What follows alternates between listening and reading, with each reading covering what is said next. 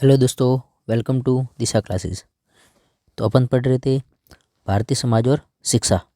तो अपन ने जो पहली यूनिट है उसके अपन ने जो इम्पोर्टेंट क्वेश्चन है वो सारे देख लिए थे और वही आपके एग्ज़ाम में बनेंगे। अब देखिए आगे सेकंड यूनिट की बात करते हैं।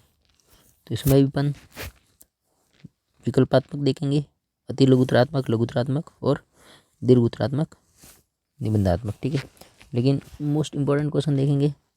ठीक है, तो आप इसको ध्यान से देखिएगा। इकाई सेकंड, शिक्षा की चुनौतियाँ।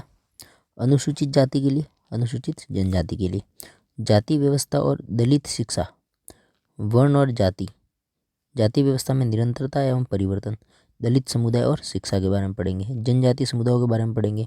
समुदायों का क्षेत्रीय विस्तार पढ़ेंगे। जनजाति और मुख्य धारा जनजाति शिक्षा की समस्या और उनकी योजनाओं के बारे में पढ़ेंगे। तो देखिए, समझिए, आपको बड़े ध्यान से ये वीडियो देखना है। ठीक है, देखिए, देखो, जनजातियों को मुख्य धारा से जोड़ने के लिए आवश्यक है शैक्षिक सुविधाएं। ठीक है, उनके शोषण पर रोक, ये भी सही है। पुनर्वास, ये भी सही है। तो उपरोक्त सभी। भारतीय समाज में वर्ण व्यवस्था का मुख्य आधार था। भाई, वर्ण व्यवस्था, जो वर्ण बांट रखे थे, 4 प्रकार के वर्ण है, तो वो मुख्य आधार उनका क्या था? तो मुख्य आधार उनका कार्य व्यवस्था का आधार था।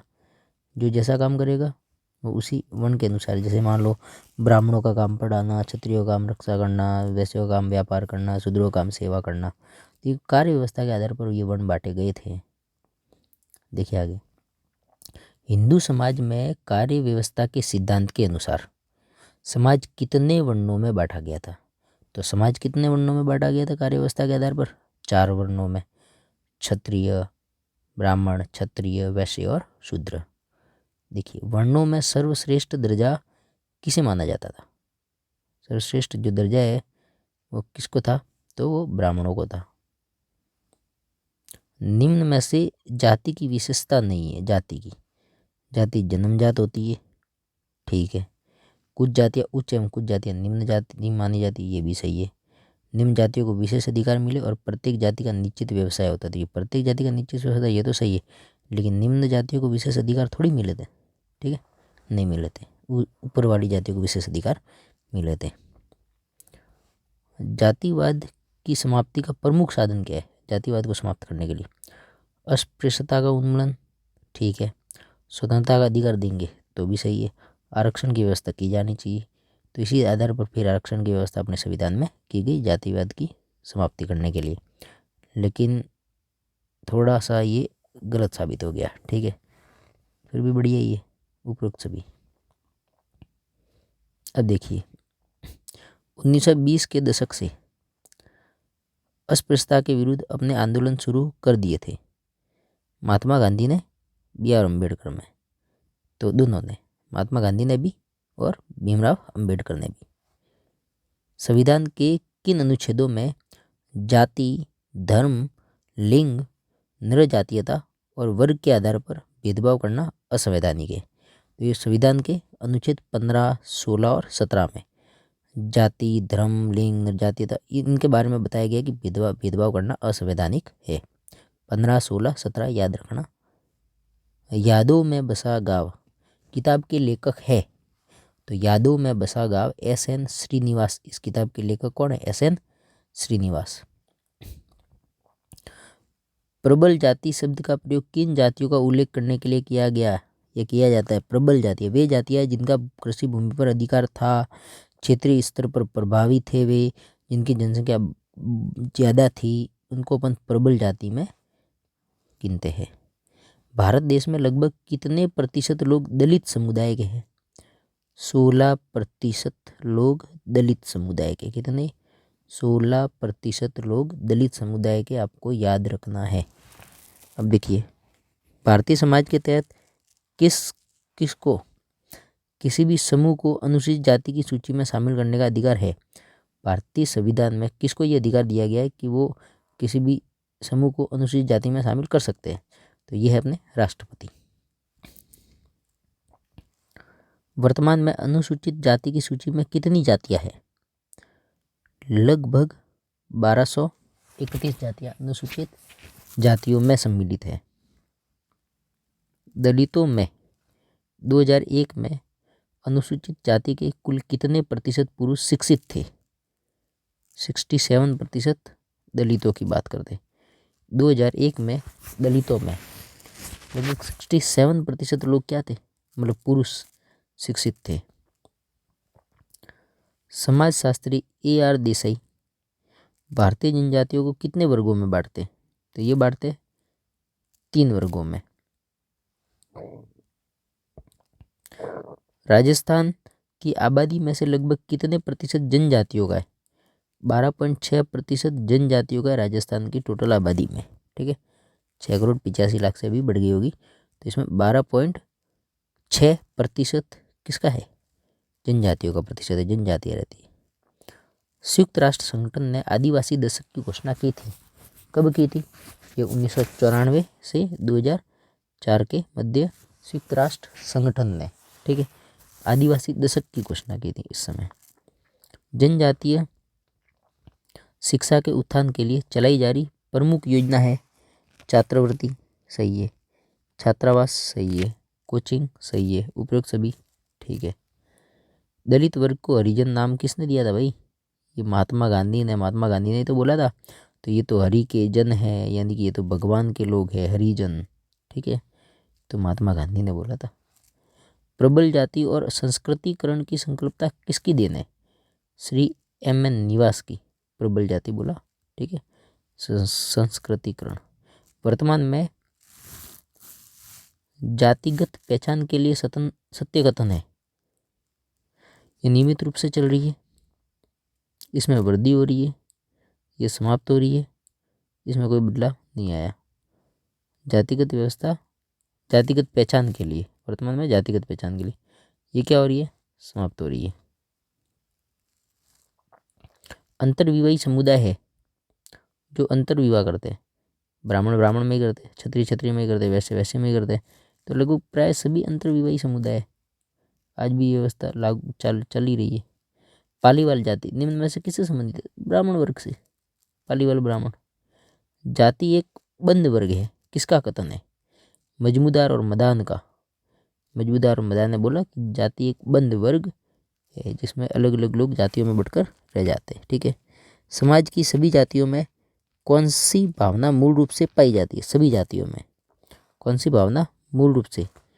उच्च निम्न वर्गीय। सभी जातियों में उच्च वर्ग और निम्न वर्ग की ये भावना उनमें पाई ही जाती है। अब देखिए, अपन अति लघुतरात्मक क्वेश्चन पढ़ेंगे, आप ध्यान से समझना, सुनना। देखो, शिक्षा की सबसे बड़ी चुनौती क्या है? शिक्षा की सबसे बड़ी चुनौती है कि एक और शिक्षा व्यवस्था जाति, लिंग, गरीबी, धर्म आदि भेदभाव से बहुत प्रभावित है। शिक्षा व्यवस्था आपको पता ही है, भेदभाव में है। कैसे? जाति के आधार पर भेदभाव किया जाता है, लिंग के आधार पर भेदभाव किया जाता है। गरीब है, अमीर है, ठीक है, बेचारे गरीब होते हैं वो सरकारी में फ्री पॉकेट में पढ़ते हैं, लेकिन सरकारी, अब क्या कहे सरकारी के बारे में, तो ठीक है, फिर भी सरकारी अच्छी है। अभी तो सारा चेंज हो गया, लेकिन पहले के टाइम में थोड़ा अलग था और अच्छी अच्छी शिक्षा ग्रहण नहीं कर पाते जो गरीब लोग हैं बेचारे। धर्म के आधार पर भी शिक्षा में भेदभाव हो रहा है। दूसरी ओर उससे यह अपेक्षा भी है कि वह समाज में समानता का संदेश फैलाने के साथ साथ, शिक्षा से अपन क्या अपेक्षा रखते हैं कि समाज में समानता का संदेश फैलाए, लेकिन खुद शिक्षा में ही असमानता है। के साथ साथ उपेक्षित समुदायों, महिलाओं व गरीबों को शिक्षा रूपी सीढ़ी उपलब्ध कराए, लेकिन इन समुदायों के साथ ही तो भेदभाव हो रहा है। कैसे ये शिक्षा रूपी सीढ़ी उपलब्ध करवाएंगे जिसकी मदद से वे ऊपर चढ़ सके? शिक्षा में ही भेदभाव हो रहा है, तो शिक्षा से अपन क्या उम्मीद लगाएंगे? ये फिर भी अपेक्षा बहुत सारी है कि इन उपेक्षित समुदाय, ठीक है, महिलाओं व गरीबों को शिक्षा दिले। अब देखो आगे, सांस्कृतिक पूंजी की अवधारणा किस समाजशास्त्री ने दी? सांस्कृतिक पूंजी की अवधारणा किस समाजशास्त्री ने दी? तो सांस्कृतिक पूंजी की अवधारणा फ्रांसीसी समाजशास्त्री पियरे बोर्दियू ने दी। नाम है सांस्कृतिक पूंजी की अवधारणा फ्रांसीसी समाजशास्त्री पियरे बोर्दियू ने दी। बोर्दियू की दृष्टि में सामाजिक पूंजी की अवधारणा ऊंच नीच कायम रखने में मददगार थी। ठीक है। बौद्धिक उच्च और निम्न वर्ग की धारणा को ऊर्जा वर्ग की रुचियों और संवेदनशीलता के बीच भेद के रूप में सुझाते हैं। अस्पृश्यता का अंत संविधान के किस अनुच्छेद में? Important, most important. अस्पृश्यता का अंत संविधान के अनुच्छेद 17 में। इस अनुच्छेद के अनुसार अस्पृश्यता को समाप्त कर दिया गया है और किसी भी रूप में इसका अभ्यास निषिद्ध है। आप अस्पृश्यता को किसी भी रूप में इसका अभ्यास नहीं कर सकते। इसका मतलब आप इसको नहीं लागू नहीं कर सकते किसी भी रूप में।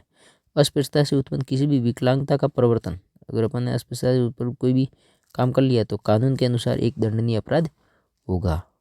तो गोत्र क्या है? गोत्र आपको सबको पता है। गोत्र क्या है? जाति में गोत्र होते हैं। तो गोत्र जाति का वह उप विभाग है जो अपने समूह से बाहर विवाह करने वाला है। भाई सिंपल सी बात है, एक ही गोत्र के शादी नहीं होती। क्यों? क्योंकि ऐसा माना जाता है कि वो एक ही गोत्र के किसी एक पूर्वज की संतान रही होगी। ठीक है। इसलिए गोत्र वह है कि एक ही जाति में दो अलग अलग गोत्र के वो विवाह कर सकते हैं। तो व्यक्ति अपनी जाति में किंतु अपने गोत्र से बाहर विवाह करता है। गोत्र सुदूर अंततः किसी पूर्वज की संतान होना इंगित करता है। किसी गोत्र का मतलब एक गोत्र का होना मतलब इनके जो जो अपन आगे पीढ़ियों का जब इतिहास निकालेंगे तो इसमें वो किसी एक ही पूर्वज की संतान होगी। ठीक है। तो ये गोत्र ये इंगित करता है। जैसे भृगु ऋषि के वंशज भार्गव कहलाए। तो जितने भी भार्गव है वापस आपस में शादी नहीं करेंगे। क्यों? क्योंकि ये जब इनका जब इतिहास खोलेंगे आगे तो ये एक ही पूर्वज यानी भृगु ऋषि के ही सारी संतान मानी जाएगी। तो ये तो भाई बहन हुए। ठीक है। आगे देखते हैं। कुल अथवा वंश क्या है? कुल अथवा वंश एक वंश परंपरा का प्रतिनिधित्व करते हैं। एक वंश परंपरा है कुल अथवा वंश, जो 5 या 6 पीढ़ियों तक पीछे जाता है। इसके बाद ये परंपरा धुंधला जाती है। कुछ जातियों और जनजातियों के अपने पेशेवर भाट और जागा होते हैं। किन जातियों के ये भाट वगैरह होते हैं जो छोपड़े लेके घूमते हैं, उनकी सारी इतिहास उनमें छोपड़ों में होता है। वे प्राय काफ़ी लंबी वंशावली जो उस समूह के पौराणिक पूर्वज तक जाती है का विवरण देते हैं। ठीक है। इनके कुल और वंश के बारे में बता देगा आपके ये पूर्वज ये थे। देखिए समझिए अब इसको। हिंदू समाज कितने वर्गों में बांटा गया है? इनमें से सर्वश्रेष्ठ वर्ग किसे माना गया है? देखिए हिंदू समाज में कार्य व्यवस्था के सिद्धांत के अनुसार समाज 4 वर्णों में बांटा गया था। ये 4 है ब्राह्मण, क्षत्रिय, वैश्य और शूद्र। इनमें ब्राह्मण को सबसे श्रेष्ठ और शूद्रों को निम्न दर्जा माना जाता था। ब्राह्मणों के कार्य को उस समय में सर्वाधिक प्रतिष्ठा प्राप्त थी। वर्ण व्यवस्था में किस प्रकार सामाजिक परिस्थिति तय होती है? तो वर्ण व्यवस्था में काम की सूचिता यानी साफ या बौद्धिक काम और गंदे काम के आधार पर सामाजिक हैसियत परिस्थिति तय होती। जो अच्छे बौद्धिक काम करते हैं उनको सामाजिक हैसियत अच्छी थी। जो निम्न काम करते थे साफ सफाई का, इनका जो सामाजिक हैसियत थोड़ी कम थी। ब्राह्मणों के कार्य को सर्वाधिक प्रतिष्ठा प्राप्त थी। इसके बाद रक्षा, युद्ध, प्रशासन, शासन कार्य थे जो क्षत्रियों को माने जाते थे। व्यापार, वाणिज्य आदि का कार्य वैश्यों का रहा। कृषक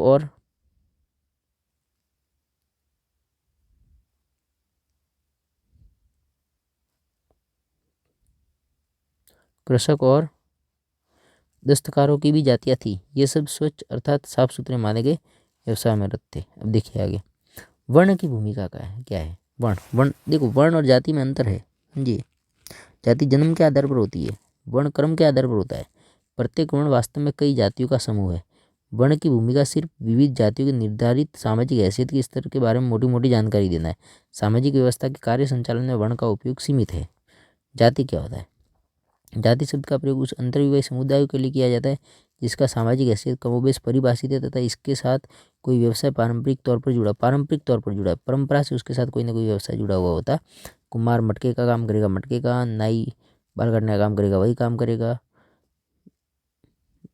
सुथार है वो सुथारी काम करेगा, लकड़ियाँ काम करेगा। तो ये सब पारंपरिक व्यवसाय उस जाति से जुड़े होते हैं।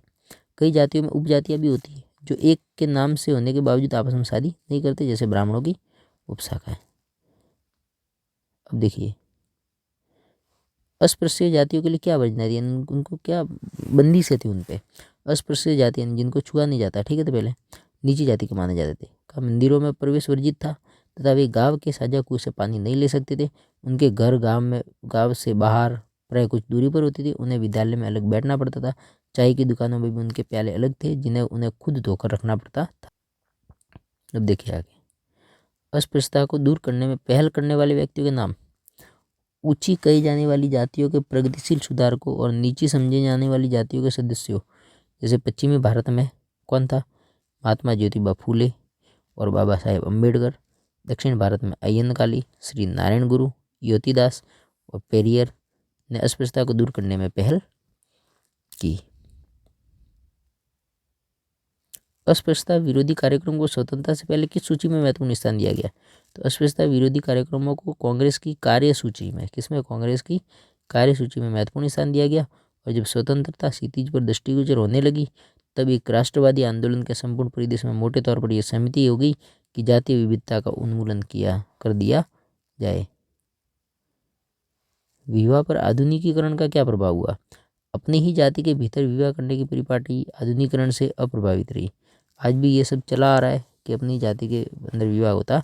आज भी अधिकांश विवाह जाति की परिसीमाओं के भीतर ही होते हैं। हालांकि अंतर जाति विवाह अब पहले की तुलना में ज़्यादा हो गए, लेकिन आज भी वही होती है। लोगों की मान्यता है कि वो विवाह जातियों के एक जाति के अंदर ही होते हैं। देखिए समझिए, प्रबल जाति इंपॉर्टेंट क्वेश्चन है। किसके लिए किया गया? तो प्रबल जाति शब्द का प्रयोग ऐसी जातियों का उल्लेख करने के लिए किया जाता है जिनका कृषि भूमि पर अधिकार था और क्षेत्रीय स्तर पर प्रभावी थे और जिनकी जनसंख्या काफ़ी ज़्यादा थी। उस क्षेत्र के संपूर्ण ग्रामीण समाज पर उनका दबदबा था और अन्य जाति के लोग चाहे वे उच्च या निम्न स्तर के हो उनसे दब कर रहते थे। ये प्रबल जाति, ठीक है। स्वतंत्रता के बाद जो आंशिक भूमि सुधार किए गए उनमें सबसे अधिक फायदा किसको हुआ? प्रबल जाति को। लोगों को सबसे अधिक फायदा हुआ। उनकी बड़ी संख्या ने सर्वाधिक वयस्क मताधिकार पर आधारित चुनावी लोकतंत्र के उस युग में उन्हें राजनीतिक शक्ति प्रदान की। जो प्रबल जाति थी, जिनकी जनसंख्या ज़्यादा थी, उसमें वो लोकतंत्र में भी उन्होंने शक्ति हासिल कर ली, राजनीतिक शक्ति। अब देखो, दलित समुदाय शिक्षा के क्षेत्र में पिछड़ा होने के क्या कारण है? तो दलित समुदाय क्यों पिछड़े? क्योंकि दलित वर्ग में व्याप्त कुप्रथा एवं कुरीतियाँ बहुत सारी है। दलित वर्ग के प्रति समाज की मुख्य धारा में उदासीनता है, वो इनको सही सुधारना नहीं चाहते। अत्यधिक निर्धनता है उनमें, पैसा नहीं है, गरीब है। अब ऐसा नहीं है, पहले होता था लेकिन अभी तो सब सक्षम हो गए। सरकार द्वारा दलित समुदायों की शैक्षिक योजना के क्रियान्वयन के लिए ठोस नीतियाँ नहीं बनाना, अपव्यय एवं अवरोधन, ये सब दलित समुदाय के शिक्षा के क्षेत्र में पिछड़ा होने का कारण है। वर्ण और जाति में क्या अंतर है? इसको सावधानी सुनिए। वर्ण और जाति में अंतर, जाति का अर्थ जन्म से है जबकि वर्ण का अर्थ वर्ण अथवा चुनाव करना है। अतः जाति जन्म से निर्धारित होती है और वर्ण को व्यक्ति अपने स्वभाव के अनुसार स्वयं वर्ण करता है। जाति जन्म मूलक है और वर्ण कर्म मूलक, काम के हिसाब से। वर्ण व्यवस्था लचीली होती है, आदमी कोई भी काम अपना सकता है, लेकिन जाति कठोर होती है। एक जाति में पैदा हुआ वो उसी जाति का गिना जाएगा। वर्ण 4 है जबकि जातियों की संख्या वर्तमान में लगभग 4000 से भी ज़्यादा है।